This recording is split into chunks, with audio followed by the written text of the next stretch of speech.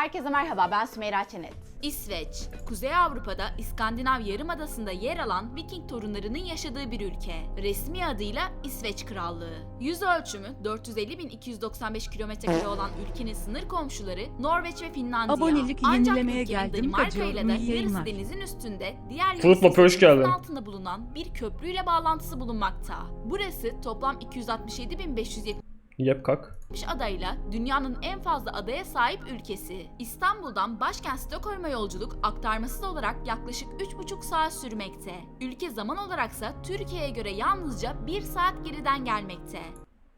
Nasıl çakmışız? Gördünüz mü? Böyle işte. Bam. Get fucked. Amerika kaç saat geride onu düşün bir de. İleride mi lan yoksa? Değil galiba. S1 Muz. Efe Kankara. Tekmeleyen 4. ayıyla. Tekmeleyen 4. ayını kutluyor ve abone mesajına ne yazıyor biliyor musunuz chat? Hazır mısın? Tekmeleyen yazıyor. Bana komik gelmiş olamaz bu sadece değil mi? The Imam Version 2 Deri Kaplumbağa 5. ayıyla. Bro bad 6. ay teşekkür ederim bro bad.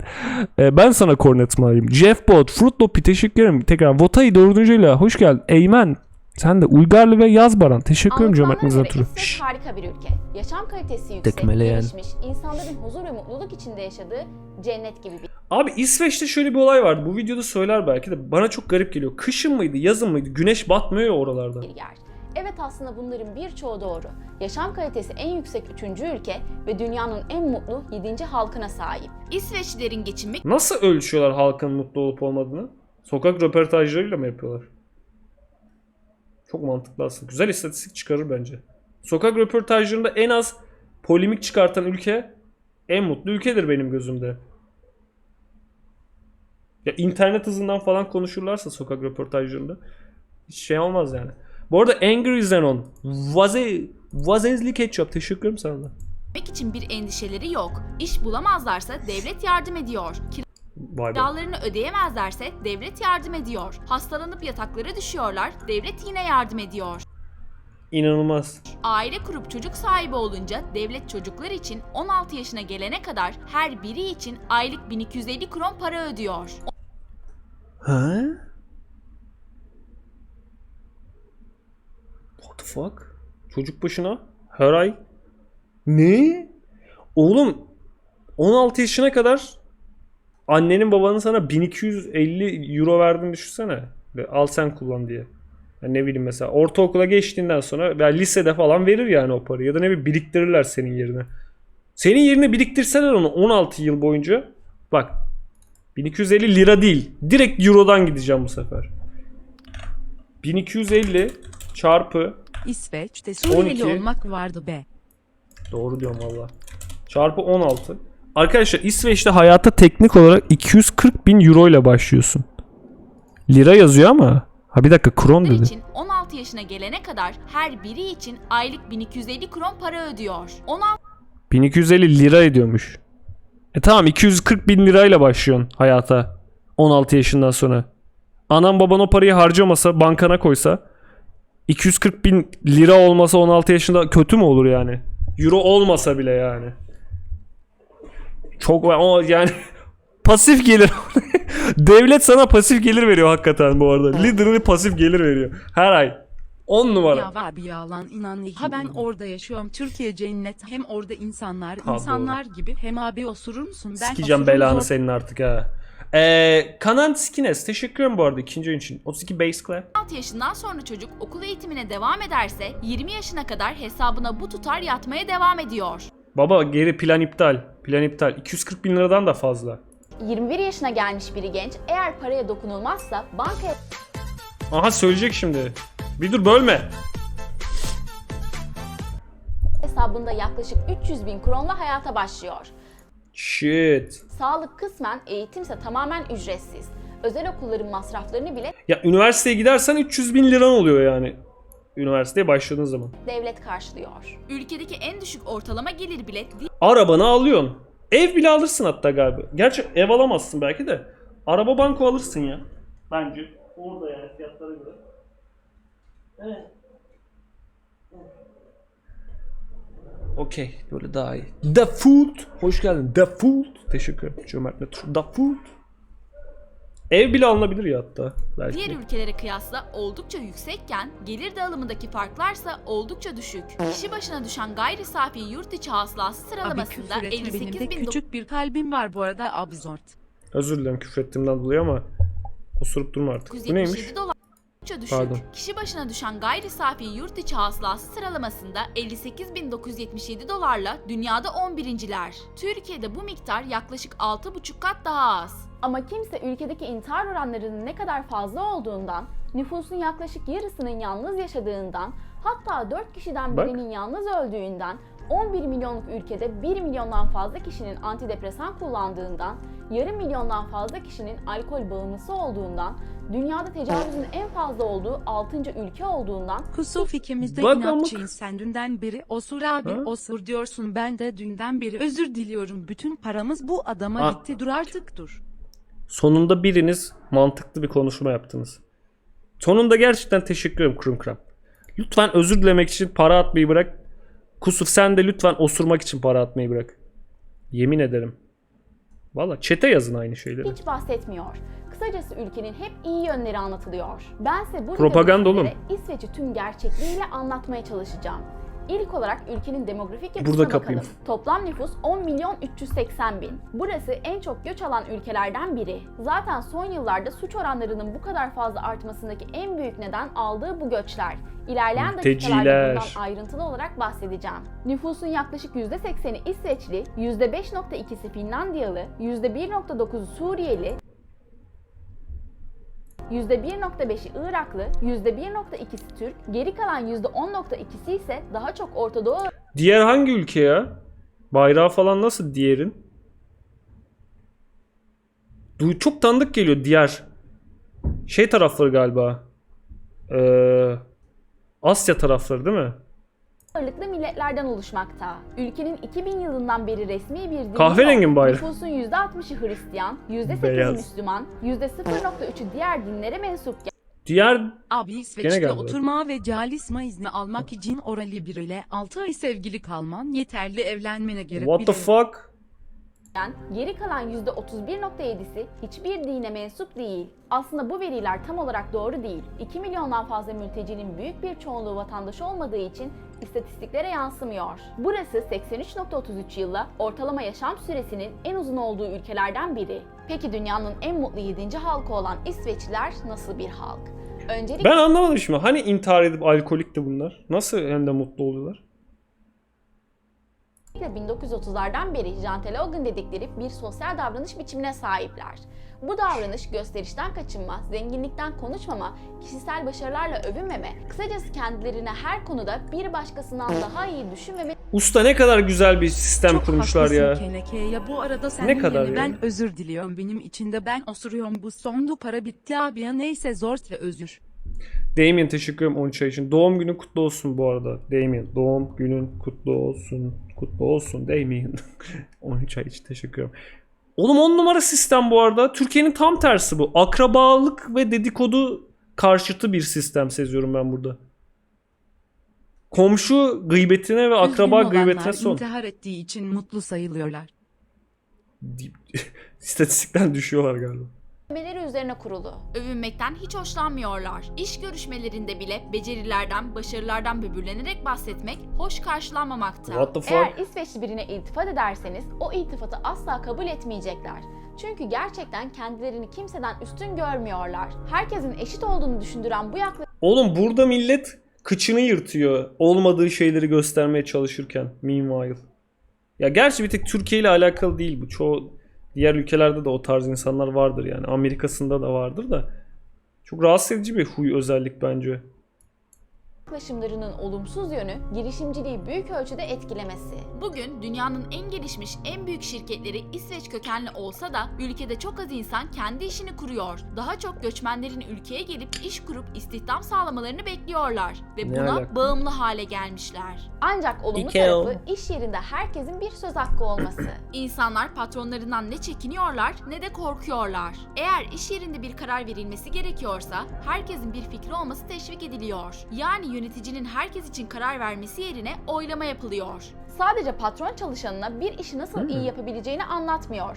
Çalışan da patronuna bu konuda tavsiyeler veriyor. Hatta sırf bunun için çok iyi. birçok toplantı gerçekleştiriyorlar. İşler torpille dönmüyor. Herkesin kariyer Bak bu çok ilginç bir şey. İşlerin torpille Bir kere dönmemesi. ben çok mantıklı biriyim. Kesinlikle sizi kişisel sebeplerle banlamam. Yere laf ederseniz farklı tabii Monkagun.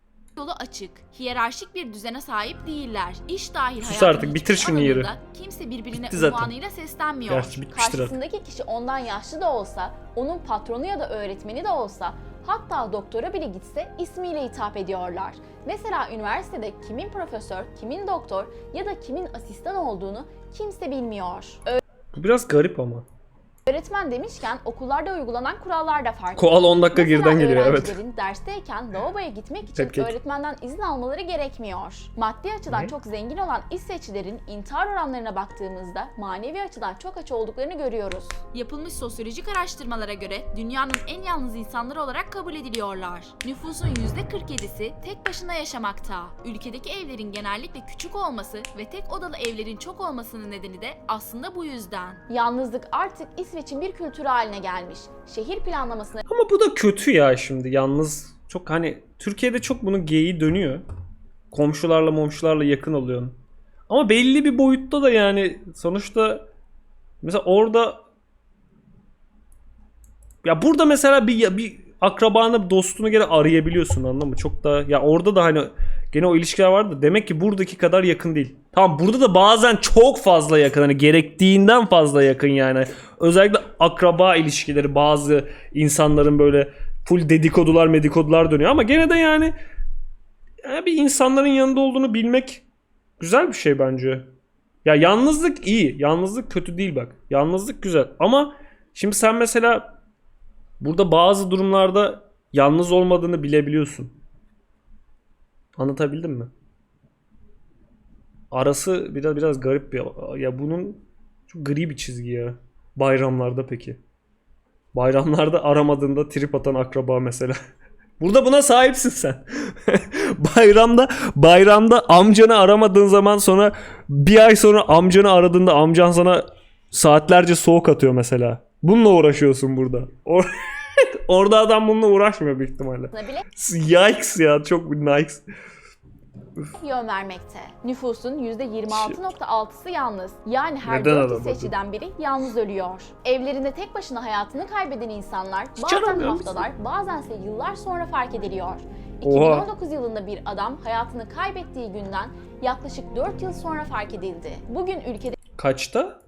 kaybettiği gün 2019 yılında bir adam hayatını kaybettiği günden yaklaşık 4 yıl sonra fark edildi. Baba 2019'dan sonra 4 yıl geçmedi. Nasıl oluyor? Daha fark edilmemiş hala.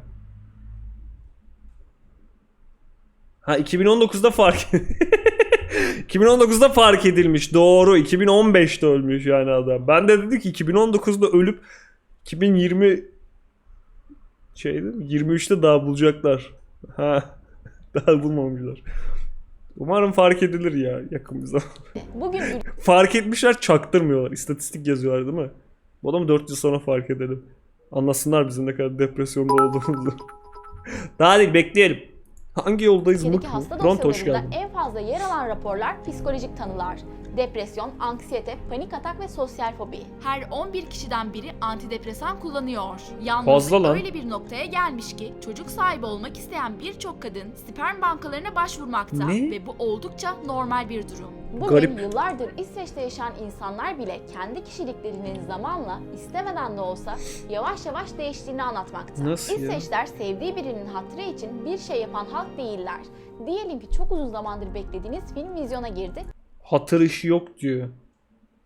Bak bu da mesela hem iyi hem kötü olan bir şey. Aslına bakarsan. ve sinemaya gitmek istiyorsunuz. Eşinizden ya da yakın bir arkadaşınızdan size eşlik etmesini istediniz. Filmi izlemek istemiyorsa sırf sizin hatırınız için teklifinizi kabul etmez. Hayatlarının Yani şimdi bence bu genellemek biraz bunda yanlış ya. İnsandan insana değişir ki bu. Hani seni seven bir insansa sonuçta bence gelir ya sinema filme. Bilmem gelmez mi? Of, ama 10 numarada hani bunu insanların biliyor olması 10 numarada hareket yani. Ben mesela çoğu zaman bu durumda kalıyorum hayatta. Ne bileyim, çok saçma bir aktiviteyi çağırıyor arkadaşım mesela. Gelmek istemiyorsun. Direkt insan bazen şey demek istemiyor mu? Gelmeyeceğim. Çok sıkıcısın. Bu fikir de çok sıkıcı. Bok gibi bir fikir. Sırf bok gibi bir fikir bu. Gelmeyeceğim seninle. Siktir git kendi başına. Demek istemiyor musunuz bazen siz de? Ben kanka hastayım. Kanka ya geçen dışarı çıktım. Vallahi çok kötü olmuşum da böyle. Ayaklarım falan çok ağrıyor. Kanka çok işim var. Kanka kınık çok işim var. Bugün de bir sürü şey. Bunlar mesela, bunlarla uğraşmak istemiyor insan bazen, değil mi? Çıkarıp diyeceksin yani. Kötü bir fikir bu. İstemiyorum. Sıkıcı bence. Kınık be. Ama diyemezsin. Çok kırıcı çünkü. Ama işte toplumsal olarak buna alışmış olmaları mesela orada diyordur büyük ihtimalle. Satış. Hemen anla. Ha, o öyle bir şey burada yapınca hasta bile olsan trip yiyorsun arkadaşından. Satış falan. merkezlerinde Bak. kendileri var ve birine bağımlı yaşamak onlara göre bir şey Elion, değil. hoş geldin. Genellikle Teşekkür ederim. gençler 18 Elion. yaşına geldiğinde ayrı eve çıkıyor. Henüz 18 yaşında bu özgürlüğe erişebilmelerindeki en büyük etkense devletin maddi olarak destek vermesi. Ailesinden maddi destek alan çok az insan var. Aile bağları güçlü değil. İnsanlar yaşlanınca huzur evine yerleşiyor ve çok nadir ziyaretçisi oluyor. Bu da biraz korkunç ya bence. Hatta ülkede bazı insanların mesleği huzur evinde hayatının son günlerini yaşayan insanların bütün gün sadece yanında oturmak. Bu da yani İsveç kapalı bir toplum. Fiziksel olarak da durum böyle. İnsanlar 1 metre yakınına yaklaşılmasından rahatsız oluyorlar. the fuck? Çevresindeki insanlar genellikle yıllardır aynı. En yakın oldukları kişilere bile bir şeylerini anlatmıyorlar. Birbirlerinin hayatları Allah. hakkında soru sormuyorlar. Sorulmasından da hoşlanmıyorlar. Mesela yeni tanıştığınız birine aynı cinsiyetten de olsanız evli olup olmadığını sormanız ayıp karşılanmakta. Genel olarak çekingen bir yapıya sahipler. Yapılan bir belgeselde bir İsveçlinin söylediğine göre bir göçmenin bir Isveçli ile tanışma süresi eğer şanslıysa 7 yıl sürmekte. Ülkeyi ziyaret Ne? eden kişiler İsveçlilerin yabancılarla iletişim kurmadıklarını Irkçılar o zaman. fakat yardıma ihtiyaçları olduğunda yardım ettiklerini söylemekteler. Yıllardır komşu oldukları halde birbiriyle tek kelime etmeyen, hatta birbirini tanımayan insanlar var. Mesela evden çıkarken kapı deliğinden herhangi birinin olup olmadığına bakıyorlar ve eğer birini görürlerse onun asansöre binip gitmesini bekliyorlar. Sokakta yürürken bile konuşmak zorunda kalacaklarından dolayı tanıdıkları biriyle karşılaşmaktan kaçınıyorlar. Mesela birine günaydın Bu kadar da değildir bence ya. dedikten sonra cevap almamanız, muhabbet etmeye çalıştığınızda muhabbeti devam ettirmeyecek kısa cevaplar almanız normal bir durum. Bu arada bu verdiğim örnekler Bu kadar da değildir ya. 7 yıl yine iyi abi. Ben 11 yıldır tek Suriyeli ile konuşmadım. Fuji hoş geldin bu arada. bizzat bir İsveçlinin anlattığı şeyler. Ülkedeki günlük hayata bakacak olursak, Ülkenin resmi dili İsveççe.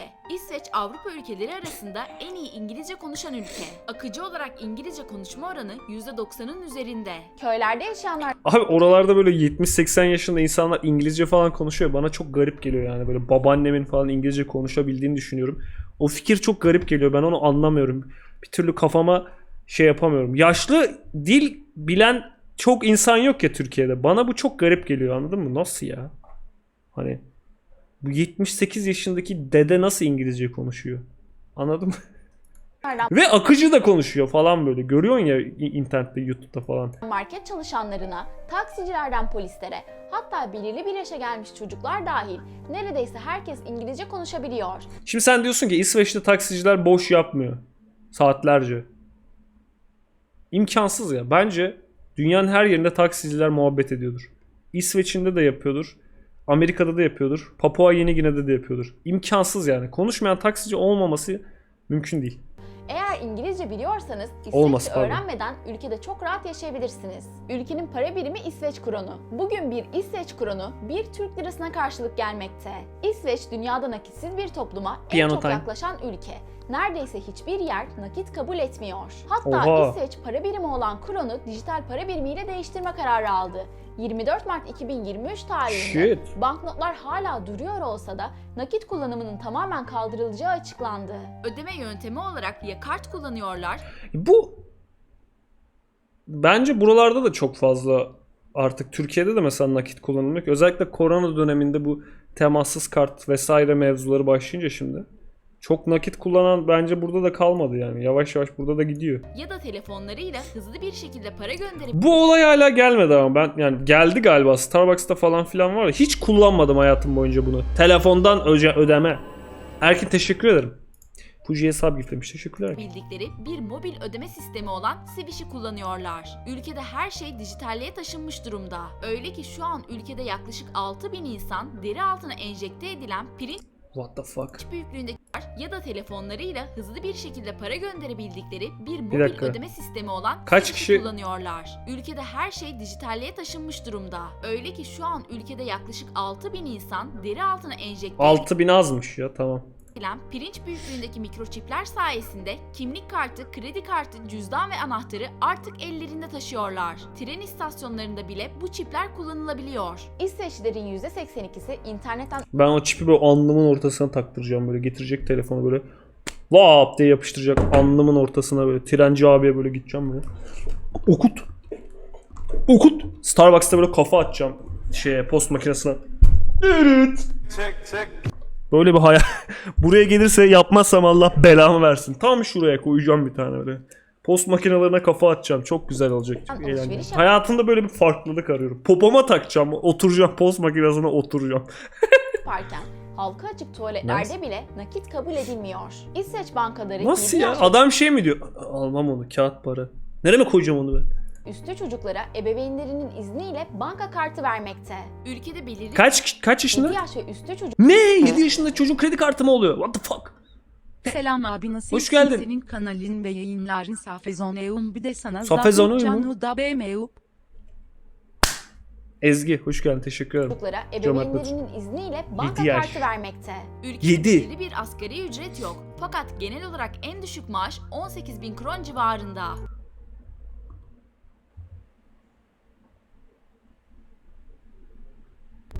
En düşük maaş nasıl 18.000 kron olabilir ya? Dalga mı geçiyorsun? Asgari ücret yok. Fakat genel olarak en düşük Nasıl ya? maaş 18.000 kron civarında. Dalga mı geçiyorsun sen? Bugün vasat bir işte çalışanlar bile 20.000 kron Ne? Adamlar cidden kurmuş ya. Niye herkes mutlu anladım şu an ha. Adamlar neden hep mutlu fark ettim şu an. İsveç bizi kıskanıyor abi. Büyük ihtimalle bayağı kıskanıyorlardır. Bayağı. Oğlum herifler işsizken bile para veriyor. Kiranı veriyormuş zaten. Yani işe girmeden bile yaşayabiliyorsun ülkede, anladın mı? Hiçbir bok yapmayacağım diye yaşayabiliyorsun orada. Böyle bir düzenin olduğu bir ülkeden zaten ne bekliyorsun ki? Hiçbir bok yapmayacağım. Ve yaşamaya devam edebiliyorsun sıkıntısız bir şekilde. kazanmakta. Ortalama maaşsa Aha bak. Bak görüyor musun? Oğlum simülasyon değil işte. Allah belamı versin. Bak görüyor musun? Bak daha bugün konuştu bak. Bak gördün mü? Algida ama adı farklı. Ya. Düşünsene, Vasat meslek bir- seçerken yapmak istediğin şeyi seçiyorsun parasını düşünmeden. Evet, inanılmaz değil mi? Böyle şey falan diyebiliyorsun yani. Ben ressam olacağım. Hani resim yapmayı seviyorum. Buna uygun bir iş alanı bulacağım. Ve aç kalmayacağım. işte çalışanlar bile 20.000 kron Wow. kazanmakta. Ortalama maaşsa 45.000 kron civarında. Tüm maaşlardan Bu aylık mı? yaklaşık %30 vergi kesilmekte. Fakat yıllık kazançlarının %12'sini yani ödedikleri verginin yaklaşık yarısını devlet tatil parası olarak geri ödemekte. Sen dalga Vergilerin geçiyorsun bu kadar ya. yüksek olmasının nedeni herkesin mutlu bir hayat sürmesini sağlamak. Bu arada aylık 19.670 krondan az kazananlar vergiden muaf tutulurken 300.000 krondan fazla kazananlar çift vergi ödemekte. Öğretmenler ayda ortalama 35.000, doktorlar 65.000, polisler 33.000, mühendisler 40-45.000, mimarlar 41.000, avukatlar 50.000, garsonlar 23.000, banka müdürleri ve şirket yöneticileri Bu kim? Şeytan mı geldi bir anda?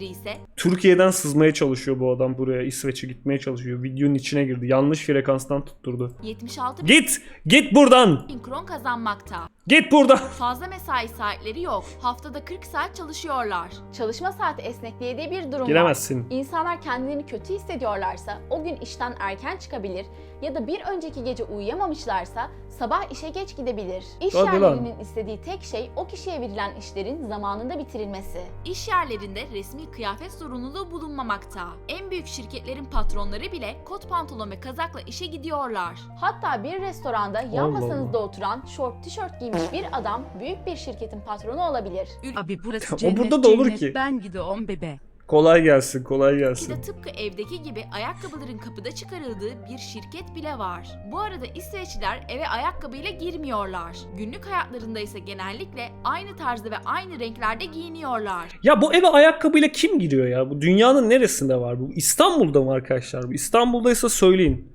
Eve ayakkabıyla giren var mı aranızda? Samimi soruyorum bak. Boş geyik yapmayın yani. Girmeyenler, eve ayakkabıyla girmeyenler yazmasın lütfen. Kim giriyor eve ayakkabı? Kim bu kadar pis? Kim? Fare misiniz oğlum siz? Eve ayakkabıyla kim giriyor? Manyak mısınız ya? Neden böyle bir şey yapıyorlar ki? Hani olayı ne bunun? Dizilerdeki zengin adamlar giriyor galiba. Tesisatçı giriyor abi. O ayrı. O girebilir. Onun pesi var. Ayakkabı pesi var. Ama zenginlikle de alakası var mı? Zengin tamam da yani. Evde giymek için temiz ayakkabı var galiba. O zengin evlerinde dışarıda giydiği ayakkabı değil yani. He, doğru. Fuji mantıklı dedi vallahi. Haklı konuştu. Öyle bir şey. Ama ayakkabıyla gezmek de rahatsız da olmaz mı? Gerçi yok lan, evde ayakkabı giymek belki. Tamam, bunun biz simülasyonunu yapıyoruz zaten. Çoğunuz yeni ayakkabı aldığında ilk gün evde giymiyor mu? Hayatta birkaç kere yaptığımız bir hareket bizim de. Demek ki öyle bir hismiş. Ama çok rahatsız olabilir yani. Değil mi? Farklı olmayı, Ya. dikkat çekmeyi sevmiyorlar. Devlet yeni iş kuranlara kafalarının rahat olması ve sadece işe odaklanmaları için sanki kendi çalışanıymış gibi her gün 8 saatlik bir ödeme yapmakta. Ne? İşsiz kalan herkese devlet 300 gün boyunca günlük 265 kron ödeyerek yardım etmekte. 300 gün. Bir sene. Ha. Fakat İyi lan. işsiz kalmadan önce en az 12 ay boyunca işsizlik fonuna üye olarak gelirinizi sigortalattıysanız, işsizlik maaşı aldığınız ilk 200 günde eski maaşınızın %80'ini almaya devam edersiniz. Daha sonraki 100 günde ise %70'ini alırsınız. Eğer 18 yaşın altında çocuğunuz varsa 300 günün sonunda 150 gün daha işsizlik maaşı almaya hak kazanırsınız. İsveç dünyanın en pahalı Allah 17. ülkesi. Ancak insanların alım gücü yüksek. Bir şişe su ortalama 20 kronken bir Aa bak çok paraymış. Gidilmez buraya. Su 20 lira oğlum. bardak kahve ortalama 40-50 kron. Bu Rezillik. arada İsveç'teki musluk suyu Tüh. çok temiz ve herkes musluk suyu tüketmekte. Restoran gibi yerlerde su bedava. Bir paket ekmek ortalama 30 krona satılırken Aa, meyveler rezillik. ve sebzeler genellikle ithal edilmekte. 1 kilo portakal ve domates ortalama kötü, 30 çok kron, kötü. 1 kilo elma ortalama 35 krona satılırken Çok kötü. salatalıksa 18-19 Aa salatalı 18 lira. Aa çok kötü. krona taneyle satılmakta. 1 kilo Yaşanmaz. pirinç ise 185 Zor iş, krona not cool. satılırken 1 Ne? kilo İsveç peyniri ise 100 krona satılıyor. İsveç Baba bunlarda çok fark yokmuş aslında, bak bu fiyatlandırmalar bizde de böyle ama ortalama maaşımız 40 bin lira değil sadece. Burada yaklaşmışız, fiyatlar olarak yaklaşmışız. Ha su 20 lira değil ama etmet biraz yakın yani, anladın mı? marketlerinde değişik bir ödeme sistemi bulunmakta. İnsanlar alışveriş yaparken sepetlerine attıkları her şeyin barkodunu bu cihazda okutuyorlar ve marketten çıkarken bir makine yardımıyla ödemelerini tamamlıyorlar. Sokaklarda Glassbilen adı verilen dondurma kamyonları dolaşmakta. Bu kamyonlar sokakta dolaşırken Ben bir şey çok merak ediyorum ya, bir anda aklıma geldi. Monopoly parası kaç dolar? Bir Monopoly parası kaç dolar yapıyor?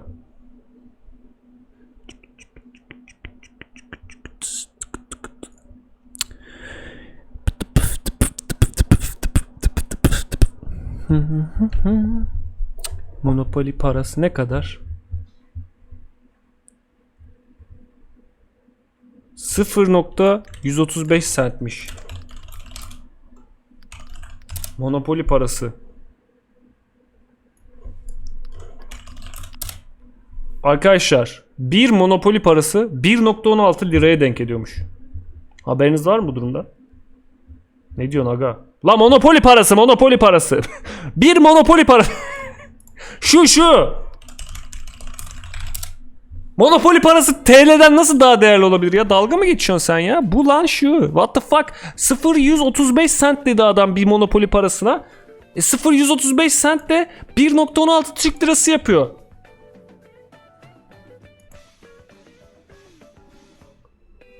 Kafayı kırdık. Monopoly parası.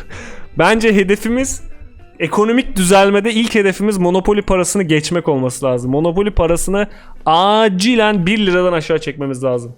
Delirirsin. Kafayı yersin böyle bir durumda. Vallahi ben de şu an bir anda aklıma geldi böyle bir anda dank etti.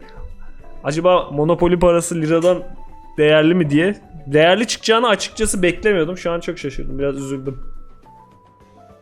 Ne saçmalıyorsun abi? Oğlum mal mısın? Anlatıyorum ya sana. Monopoly parası diyorum. Monopoly parasının gerçek para değerini hesaplamış Abi ben adamlar. deniz kenarı bir restorandayım. 330 mililitre kola 15 1 litre lirası 10 lira patis kızartması 50 lira amik gelsene buraya servis yapın. Patis'e 50 lira. Oyun.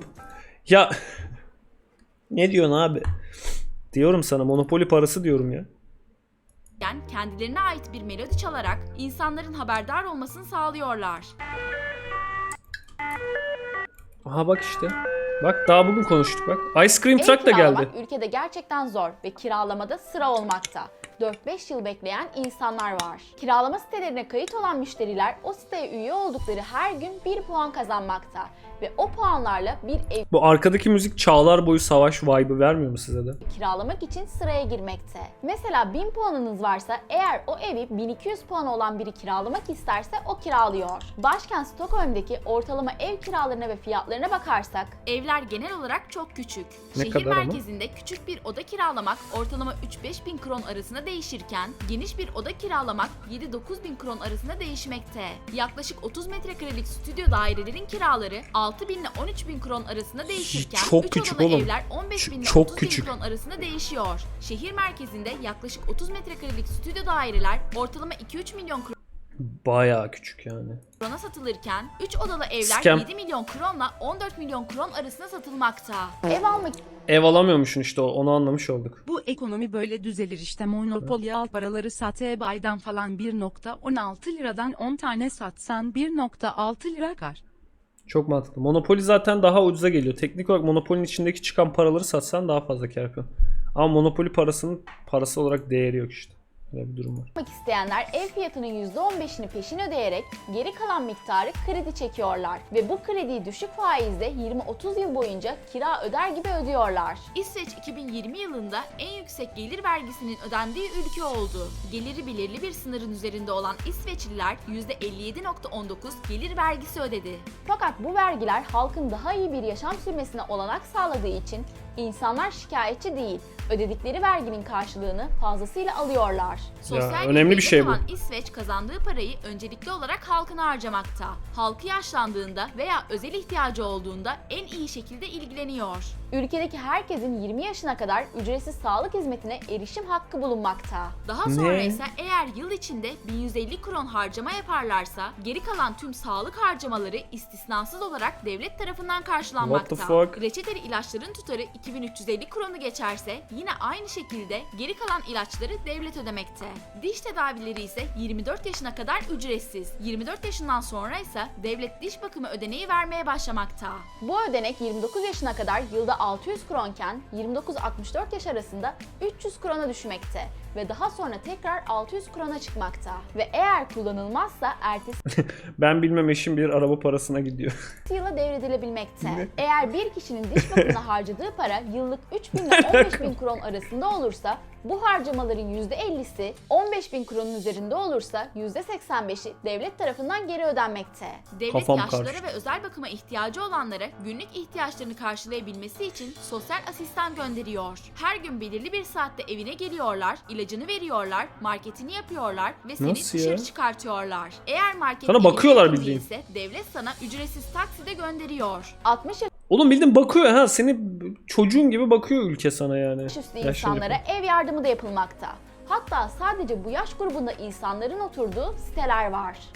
Bak işte ben orada olsam mesela yaşlanmaktan korkun olmaz, anladın mı? Ben o cümle garip bir cümle oldu ama orada olsan hakikaten takmazsın çok yaşlanmak o işte para çarçur edebilirsin galiba ya orada.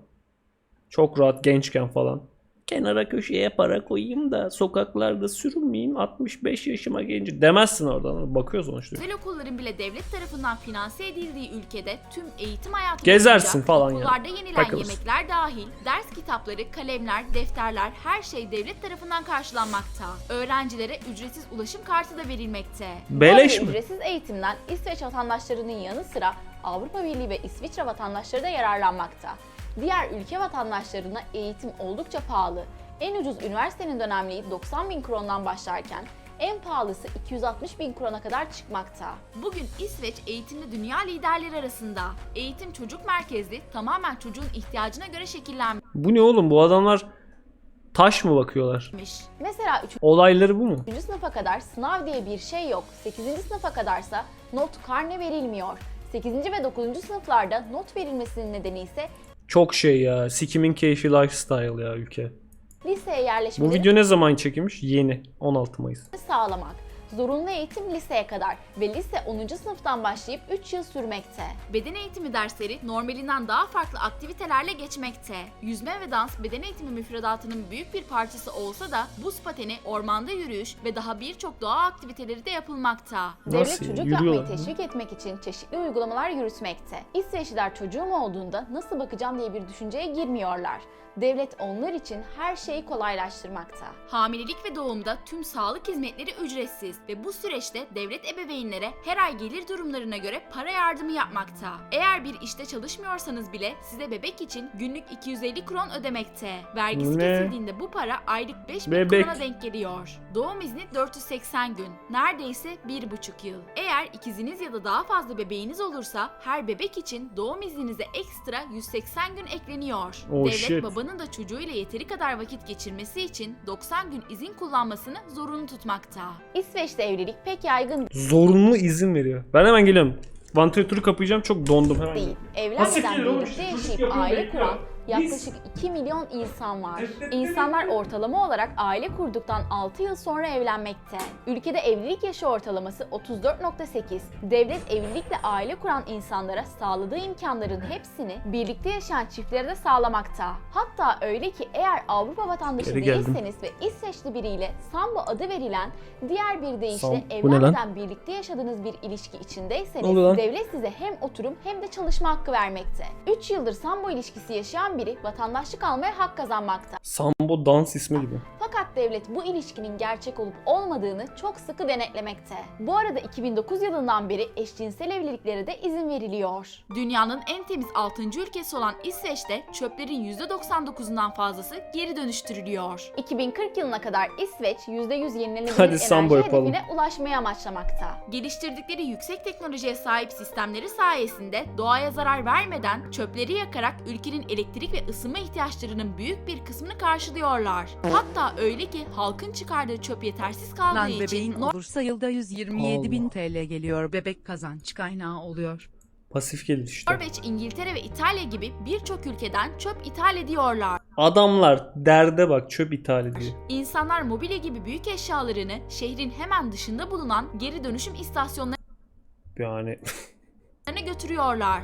Bu arada geri dönüşüme teşvik etmek amacıyla plastik ve cam şişelerin teneke kutuların atıldığı ve karşılığında her bir atık için 1-2 kron geri ödeyen makineler var. para da Biz yok. boşa yaşıyoruz. Ya Allah, çok orijinal İsveç'te havayla. sıfır atık için 2015 yılında dünyanın ilk geri dönüşüm AVM'si açıldı. Burada eski eşyalara yeni bir hayat veriliyor. İlginç ya. Bunu Atık izler toplama misin abi plese? O ne biçim link amına koyayım? p90.com 66 22 82. Hayatım mı kaysın o linke basınca merkezinin benim? hemen yanında bulunan 14 O ya şey bağıran Jack, katil Jack the Killer, ya pornografik bir fotoğraf ya da Trojan.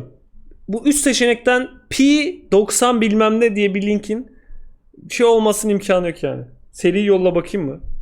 Emin misin Tezek? Kredi kartının çalınmasını istiyor musun? Attım sana özelden. Mağazadan oluşan bu AVM'ye insanlar artık kullanmak istemedikleri eşyalarını karşılığında para almadan şey olmaz bırakıyorlar ve görevliler onarımlarını yapıp temizleyerek satışa sunuyor. Mobilyalardan elektronik eşyalara, Allah Allah. Baksana bozuk TV satıyorlar. kıyafetlerden aksesuarlara kadar her şey satılmakta. Bu arada AVM'de insanların eski eşyalarını nasıl onarabileceklerini, nasıl değerlendirebileceklerini gösteren Müthiş eğitici olay ha. atölyeler de düzenlenmekte. İsveç'te hava çok temiz, karbondioksit salınımı çok düşük. 2020 verilerine göre arabaların %32.2'si elektrikli. Hiç şaşırmadım ha buna. İsveç'te çoğu insan elektrikli araba kullanması en son şaşırdığım şey oldu. Dünyada 3. sıradalar. Ayrıca Tezek yok oldu. Bir şey oldu galiba bilgisayarına. Bak yazamadı. trafikte insanlar neredeyse hiç korna çalmıyorlar. İsveç'in en güzel yanlarından biri tüm bu doğanın şehirle iç içe olması. Doğayla buluşmak için kilometrelerce yol gitmenize gerek yok. Hayır bir de işin garibi hani bu adamlar böyle birkaç bin sene önce falan dünyanın en şey insanları değil miydi? Barbarlar. Rickroll'muş link. Yok geldi tezek. Kısaltma linkmiş. Rickroll'a gidiyormuş okey. Evinizin hemen yanında bir orman ya da göl Adamlar Viking'de oğlum canlı milletin kalbini söküp falan yiyordu yani. bulunması oldukça normal bir durum. Ülke topraklarının İyi toparlamışlar. %2'si ormanlarla kaplı ve her yıl yaklaşık 400 milyon fidan dikilmekte. Ülkede 100 bine yakınsa Ders göl almışlar bulunmakta. Ülkenin Hayır oğlum onlar Norveçliler de var da buradaki insanlar da Viking sayılıyor ki İskandinav ülkelerinin çoğu Viking değil mi işte? Finlandiya, İsveç. Norveçliler en güçlüleri falan olması lazım benim kadar. En fazla şey olan krallıklar. en büyük dezavantajı kışın güneşin neredeyse hiç doğmaması, yazınsa batmaması. Kışlar uzun, soğuk ve karanlık. Yıl boyunca gökyüzü onlar da hep gri. fena. İnsanlar hava aydınlansın diye kar Finlandiya yağmasını olmayabilir. beklemekte. Yazınsa Finlandiya tam olmayabilir, tersi hep aydınlık. En uzun gecelerin yaşandığı Aralık ayında güneş sabah 8.30'da doğarken öğlen 3'te batıyor. Bak bu çok işte bu yüzden intihar ediyorlar oğlum. Güneş 3'te mi batar ya? Hep aydınlık. En uzun Finlandiya değil tamam Finlandiya değil ya yanlış söyledim. gecelerin yaşandığı Aralık ayında Öğlen 3'te güneş mi batar chat? güneş sabah 8.30'da doğarken öğlen 3'te batıyor. D En uzun vitamini yok günlerin lan. yaşandığı Haziran ayında ise güneş gece 3.30'da Bu da çok garip mesela gece 3'te güneş doğuyor. tam tersi hep aydınlık. En uzun gecelerin yaşandığı Aralık ayında güneş sabah 8.30'da doğarken öğlen 3'te Geri sardı, batıyor. pardon. En uzun günlerin 2'de böyle hava. 2. yaşandığı Haziran ayında ise güneş gece 3.30'da doğarken The fuck? akşam 10'da batıyor. Bu arada kışın güneş doğsa bile güneşi göremiyorsunuz. Yazınsa güneş batsa bile gün tam olarak kararmıyor. Bu güzel aslında yazın böyle hafif loş hava olması. Aslında ülkedeki depresyon Saati değiştirsinler amına koyayım onu da ben mi diyeyim? Ne yapsın güneş havada 5 saat var. Kaçta kaç arasına alsın? Kaç istersin? oranlarının bu kadar fazla olması bu durumla da ilişkilendirilmekte. Ne bir dakika benim teorim bu. Depresyon oranlarının Ha, bu kadar depresyon, fazla evet. olması bu durumla da ilişkilendirilmekte. Ben size bir şey söyleyeyim. Güneş gerçekten çok önemli bir faktör bu arada. Hava sürekli yani ben mesela bana çok takılmazdım. Hatta kapalı havalar hoşuma gider. Ama 2-3 gündür yağmur yağıyor mesela burada sürekli. Güneşin olması gerektiğini düşündüğüm bir mevsimde güneşin olmaması biraz içimi kararttığını fark ettim. Kışın halk genel olarak depresif bir modda. Psikolojik olarak kendilerini rahatlatmak için evlerinin yanı sıra dışarıları da ışıklandırıyorlar. Hayal edin, sabah uyanıyorsunuz, her taraf kapkaranlık. Fakat işe ya da okula gitmek zorundasınız. Akşam evinize dönüyorsunuz, hala gündüz ışığını göremediniz. Öf! Oğlum sabah bu büyük bir acı. Ben bunu lisede yaşamıştım bir dönem boyunca. Sabah 5.45'te kalkıyordum okula gitmek için. Bu arada Of. bugün Falguis Hayır, var yok. mı abi? Bu sefer tutmayacağım seni amp noktalı virgül diyez işareti Bu x sefer yok. Böyle hava kapalıyken okula gitmek dünyadaki en İsveç çal korkunç beni şey. kardeşim. Ama şöyle bir şey var. 40.000 lira maaşım var. Öyle düşün. Tam tersi. Sabah uyanıyorsunuz, her yer aydınlık. Gece yatağınıza yatıyorsunuz, hala gündüz gibi. 40.000 lira maaş Kalın perdeleri çekip uyumaktan başka çareniz yok. Bu arada İsveç kuzey ışıklarının görüldüğü What? en iyi lokasyonlardan biri. Oğlum ya. Gece lambası var ülkenin kendi. Lokasyonlardan biri. Müthiş bir şey ya. Bu yeter ki güneş doğmasın yani. Ülkede yaşanan en popüler doğa olaylarından bir diğeri ise gece yarısı güneşi. Ülkenin en Ne? kuzeyinde güneş 24 saat boyunca hiç batmadan Baba bu ne biçim güneş ya? Yatay gidiyor. Böyle giden güneş mi olur? yaşanan en Buna koyuyor. Yatay güneş var. popüler doğa GTA şifresi yazmış gibi. Minecraft'ta set time çekiyorsun. olaylarından bir Yamuk güneş böyle gidiyor. diğeri ise gece yarısı güneşi. Ülkenin en kuzeyinde güneş 24 saat boyunca hiç batmadan gözükür. Ne? Ülkenin bu kasvetli havası tamamen kahve üzerine kurulmuş, fika adı verilen bir kültürün doğmasına neden olmuş. İnsanlar günün belirli saatlerinde kahve içerek yanında geleneksel İsveç tatlıları ve hamur işleri tüketip Allah enerji Allah. depoluyorlar. Kahveyi ise şekersiz ve süssüz tamamen sert bir şekilde tercih ediyorlar. İsveçliler bugün kişi başı yıllık 8,2 kilo kahve tüketimiyle dünya sıralamasında 6.'lar. Fika zamanı insanlar işte, okulda, evde, nerede olurlarsa olsunlar tüm işlerine bir ara veriyorlar. Bu ara genellikle Tamam bu işte öğle molası ki bu burada da var yani. Öğlen molası bu. sabah 10'da ve öğleden sonra 3'te yapılmakta. Mesai saatlerinde bile öğle yemeğinden önce ve sonra 15'er dakikalık fika yapılıyor. Fika yapmak. Fikalayalım mı? Tamam molaya fika demişler gibi. Türkiye'de de böyle ben staja falan gittiğimde fikaya kadar çalışmıyor insanlar genelde. Boş boş takılıyorlar. Öğle yemeğinden sonra biraz böyle çalışmaya başlıyor. Her ofis öyle değildir büyük ihtimalle ama benim staja gittiğim ofisin çoğu öyleydi. Paydos'a kadar çalışmıyorlar. Sabah herkes uykulu falan. Sonra bir fikadan sonra bir fika genel insanların çay sigara zamanı işte. Türkiye'de fika çay sigara yapıyorlar işte. Ondan sonra bir aktifleşiyor herkes. İş yerlerinde Devam. fika odası bulunmakta. Her ofis öyle değil mi bu arada? İsveçlerin yaşam Öğle yemeğine kadar felsefesi, uyku. hayatın her alanında dengeli bir yaşam sürme ve bundan keyif alma Arol, hoş üstüne kurulu. geldin. Merhaba, Hatta Arol. bunun için bir kelimeleri var. Abi her şey kelime yapmışlar ya. Çok sıkılmışlar Sürme işte. ve bundan keyif alma üstüne kurulu. Hatta bunun için bir kelimeleri var. Logom, mütevazı, ölçülü, anı yaşayan, uyumlu, çok yönlü ve her şeyin yerli yerinde olduğu bir hayat biçimi. Ne çok az ne çok fazla. Tam Geldi. kararında. İsveçliler savurganlıktan gerçekten rahatsız oluyorlar. Zaten İsveç genel olarak minimalist bir ülke. Evinizi dekore ederken de durum böyle. Minimalist, basit ama işlevsel bir yaşam. Mesela bugün İsveç'in en büyük markalarından biri olan IKEA'nın rahat, dayanıklı ve işlevsel tarzı aslında tam olarak İsveç kültürünü yansıtmakta. Bu dengeleme eğilimi her konuda böyle. İyi ol ama çok iyi olma. Sıkı çalış ama çok da zorlama. Dürüst ol ama insanları rahatsız edecek kadar da açık sözlü olma. Çok iyi bir şeymiş ha. İsveçliler hayata gözlerini açtıkları andan itibaren bu felsefeyle büyütülürler. Aslında dünyanın geri kalanına kıyasla oldukça Ikea Türk değil mi? Ikea Türk.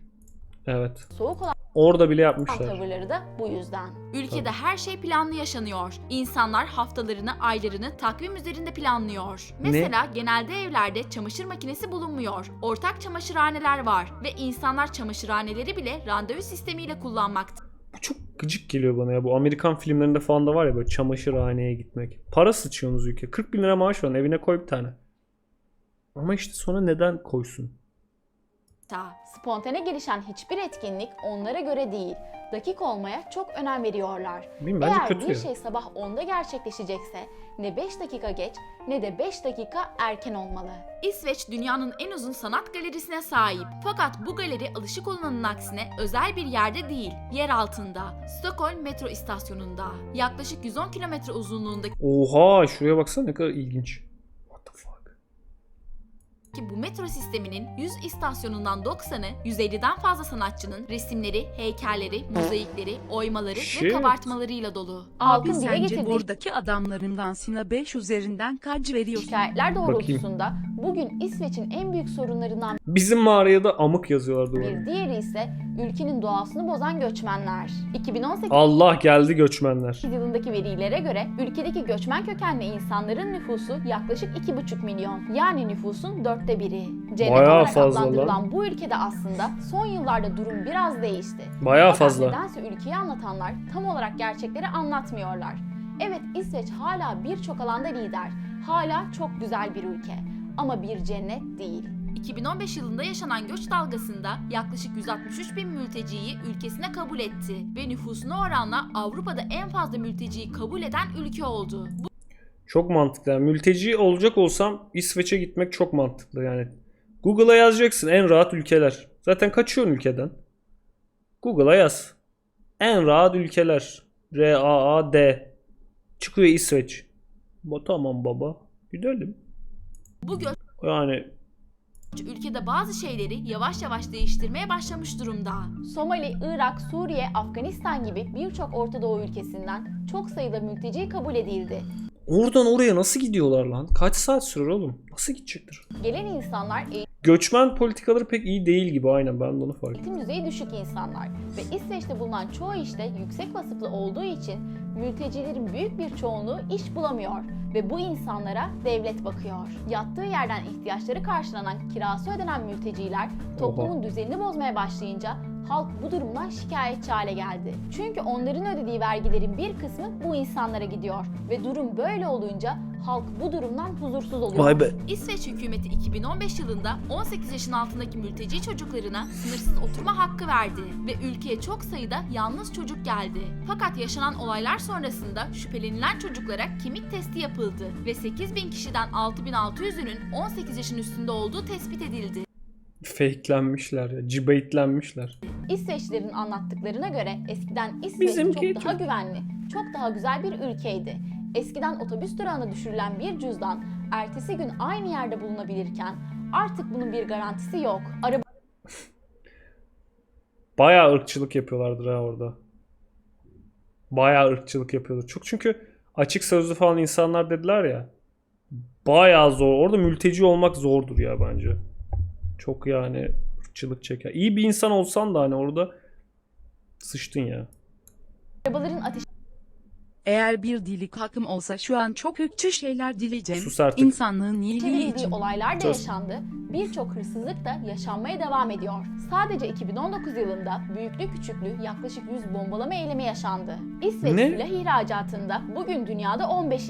ve İskandinav ülkeleri arasında en çok silahlı çatışmanın yaşandığı ülke. 2020 verilerine göre suç oranı sıralamasında Avrupa Birliği ülkeleri arasında birinci, Avrupa ülkeleri arasında ikinci iken 2021 yılında Belarus ve Fransa'da yaşanan olaylar sonrasında Avrupa Birliği'nde ikinci, Avrupa'da ise dördüncü sıraya geriledi. Son yıllarda çatışmalar, tecavüzler arttı, yasaklı madde çeteleri kuruldu.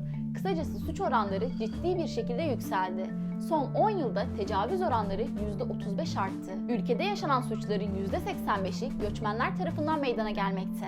Tüm bu istatistiklere Ne? rağmen İsveç bugün Küresel Barış Endeksine göre dünyada 18. sırada ve kadınlar için yaşanabilecek en güvenli ülke konumunda. İsveç tarafsız ülkeler arasında en eskisi. 1814 yılından beri dünyada yaşanan bütün savaşlarda tarafsız kaldı ve hiçbirine katılmadı. Bugün dünyanın en demokratik 3. ülkesi. Anayasal monarşiyle Türkiye 104. yönetilmekte. Ülkenin bir kralı var. Fakat kralın yetkileri tamamen sembolik. Siyasi bir gücü yok. Ülkeyi Bak. halk tarafından seçilen başbakan yönetmekte. Kral sadece Based. devleti temsil ediyor. Nobel ödüllerini veriyor. Ülkede makam aracı olan Takılıyor. tek kişi başbakan. Milletvekillerinin makam aracı kullanma hakkı yok.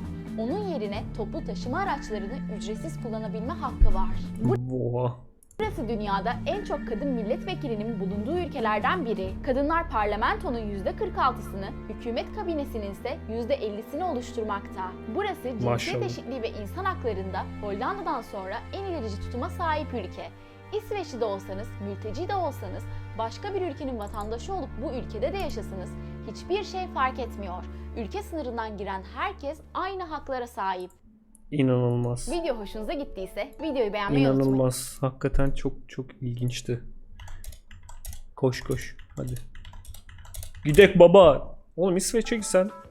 Dönerci açsak. Bayağı yaşarsın bence dönerci açsın. Kaç tane dönerci vardı orada biliyor musun? Rahmetli dedemizin bir video